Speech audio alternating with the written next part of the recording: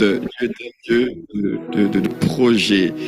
Et les visions divines, il y a un élément que vous devez comprendre, c'est que ça naît toujours, bien sûr, en lui, mais ça naît, et c'est important que je le précise, ça naît dans son amour. C'est du sein de son amour que Dieu va faire les choses.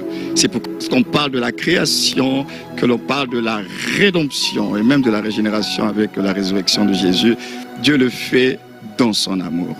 Ça se passe en lui. Et du sein de l'amour divin, il va initier un certain nombre de choses. Dieu ne fait jamais les choses qui n'ont pas une base et qui se reposent sur son amour. Parce que la création est le fruit de l'amour de Dieu. La rédemption est le fruit de l'amour de Dieu. Et la régénération également, c'est le fruit de son amour. Parce que l'adoption divine se trouve du côté de la résurrection. Or, la Bible dit quoi? C'est dans son amour qu'il nous a prédestinés à être ses fils par adoption. L'adoption, nous le vivons après la résurrection. Donc tout ce que Dieu fait, il le fait du sein, dans son amour.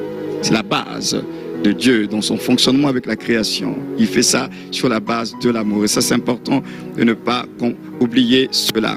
Et quand nous lisons des textes, parce que Dieu est un Dieu de vision, est un Dieu planificateur, un texte comme Jérémie 29, que nous connaissons pour la plupart d'entre nous, quand il dit, je connais les projets que j'ai formés sur chacun de vous.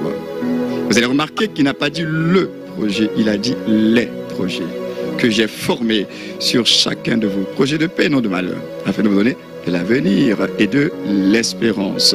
Donc Dieu déjà nous montre que ce n'est pas un aventurier. Dieu ne fait pas les choses comme ça, vaille que vaille. Dieu a toujours un plan. Et hier, dans la formation, nous avions dit, selon le texte de Romains chapitre 8, que ceux qu'il a connus d'avance, il les a prédestinés. C'est-à-dire, il a fixé le but. Et ceux que Dieu a prédestinés, il les a appelés. Dieu appelle toujours parce qu'il a fixé au préalable le but. Le but précède votre appel.